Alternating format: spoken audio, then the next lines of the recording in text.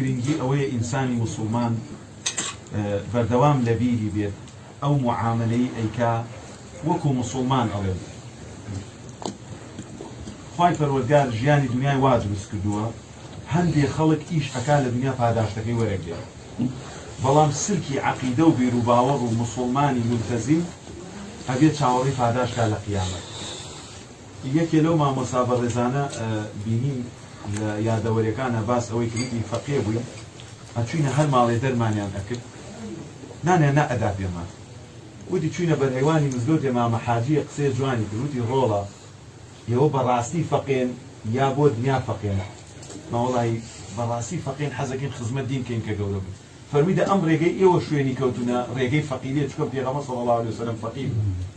ئەبێ ئەم پرەنسیپە هەڵبگرت. بويا خواي پروردگارش أفرمي والذين يمسكون بالكتاب وأقاموا الصلاة إنا لا نضيع أجر المصلحين منهم من قصصنا عليك ومنهم من لم نقصص عليك. يعني أكري بيغمبريك جوراء عليه الصلاة والسلام تاريخي جهادي نضالي همو أو شتانيك لتاريخها كدوتي هيجي أثرينية نلا إسرائيليات نلا قرآني خومان كمهيمنة بسر همو كتيبو تاريخ كاني تروا هیچ باسێکی نەکراوە. بۆیە کە حاجی بەڕێز کە وتی مامۆستایانی ئاینی حەقە پێش خەڵک بکەون مامۆستایانی ئاینی و خەڵکی و گەنج هەمومان لێک باخیرەیە. ئێستا کە حاجی حەسەن خوا خێری بنووسێ کە ئێمەی لێرە کۆ کردەوە زۆرێ ئەفکار تەڕح کرا زۆرێ قسە کرا و زۆرێکی تریش لە داهاتووە ئەکرێ بەڵام گرنگ ئەوەیە والذین یمسکون بالکتاب ئەوەی دەستی کردووە بە قورئانەوە وهاوشێوەکەی قورئانیش فەرمودەکانی پێغەمبەر عەلەیهی سەڵات وسەلام و ئیجماعی سەحابەی ڕەزای خوایان لێبێ ئەو سەحابە بەڕێزانەی کە دەستیان کرد بە کتابەکەوە یعنی لە شوانی مەڕ و بزن و وشتر بوون بە والی شام. یعنی تۆ تەسەور کە ئەکرێ کەسێک لە بیئەیەکی عەرەبی ڕەقا کە زۆر جار پێستەی جاویە بڕواتە شوێن پێی هێڕەقل. بۆیە یەکێ لەو زانایانە کە ڕەحمەتی خوای لێبێ قسەی جوان ئەکا ئەفەرمێ خەڵکی کە شوێنی باتڵ کەوتووە وەکو خۆشەویستی نییە بۆ باتڵ وەکە شوێنی حەقیش ناکەوێت ڕقی نییە لە حەق بەڵام زۆر جار ئیغرائی دنیا وای لێ ئەکا هەم حەق زایە بکا و هەم شوێن باتڵیش بکەوێت. بۆیە مامۆستایانی بەڕێز گەنجانی بەڕێز ڕیش سپێکان بە حەقیقەت پێویستە ئێمەی موسڵمان بیر بکەینەوە ڕۆژێک دێ خوای گەورە زنومان ئەکاتەوە. إنا لا نضيع أجر المصلحين. أجري مع مصايب الرزق خدمتي فقه إسلامي كدو إساقر نحسبه كذلك كفقه شافعي بفوتي أتواني بينو سيتوا هر مع مصايكي بالرز لما تبيسكت جهدكي ديارة وهر جنجيكي بالرز كجوش وخروشك سفي أتشيك لو مع مصايب الرزانة دعوة بك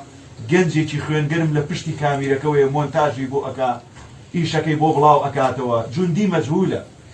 هیچ کاتی خۆی بەکەم نەزانێ لە ڕۆژی قیامەتا خوای گەورە هەمومان زنووە کاتەوە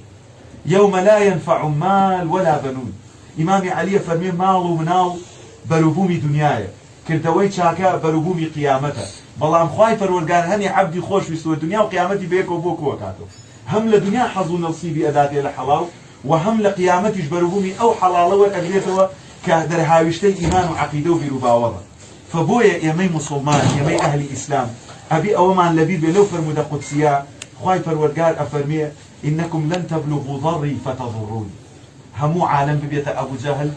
بخوا قسم زرر بخواي پروردگار وبعظمتي خواي پروردگار ناقيني وتوانايشي هي يشأ يذهبكم ويأتي بخلق جديد وما ذلك على الله بعزيز. أبي أما عقيدو بيرو باورو هزري إيما بهمو دقيقة أروين بلو مزدود أروين بلو مجلس دا أنشين تيناين لقل خلقين بزانین کە ئێمە زۆر بەلای خواوە گرنگیمان ئەگەر خراپیش بین ئەگەر ئەم ڕێگە چاکەش بەردەین بچینە سەر ڕێگەی خراپەکانە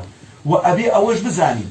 لن تبلغوا نفعي فتنفعوني. هەموو عالم ببێتە ئەبوو بەکری صدیق رضی الله عنه قەناعەتم نییە قازانج بەخوای پەروەردگار بگەێنێ چکۆم ئەمە مولزەم کراوە ئینسانیت ئینسانی خاوەن بیر و باوەڕ ئەبێ ئەمە بزانێت زۆر گرنگە بە حەقیقەت و لە ڕۆژی قیامەتیشا کە زنوو ئەکرێنەوە هەر کەس خۆی بۆ ئەم موقفە حازرکە. خواي پروردگار أفرمي إنما هي أعمالكم أحصيها لكم فمن وجد خيرا فليحمد الله. هر كسيكش لغيري أوي بركوت فلا يلومن إلا نفسه. ما مستعياني عمام فاك ما مستعياني بريزم إيوه قوري من با هەوڵدەین ئینشاء الله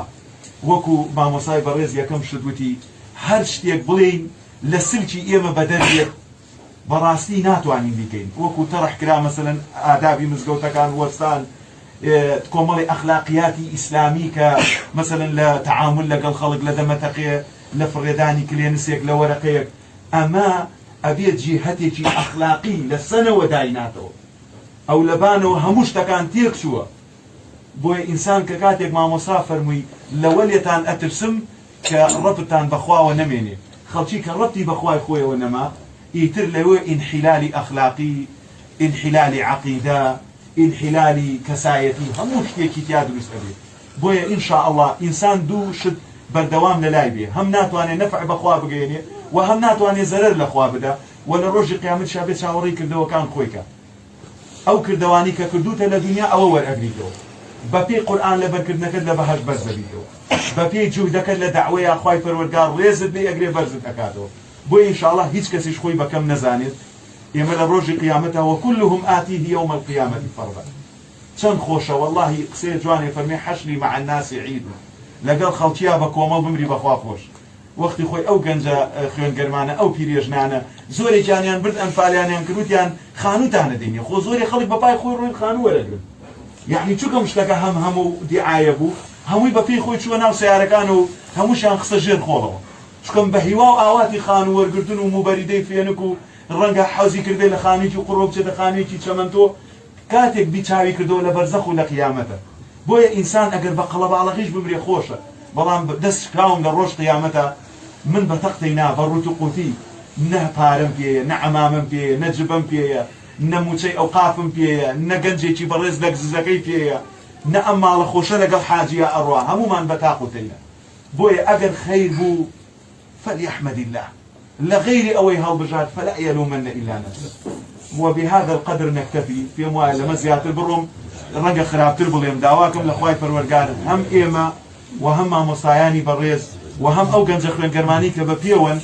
خوي جوري وامان ليبكا خوش ويستي خوي لضمانه بسفين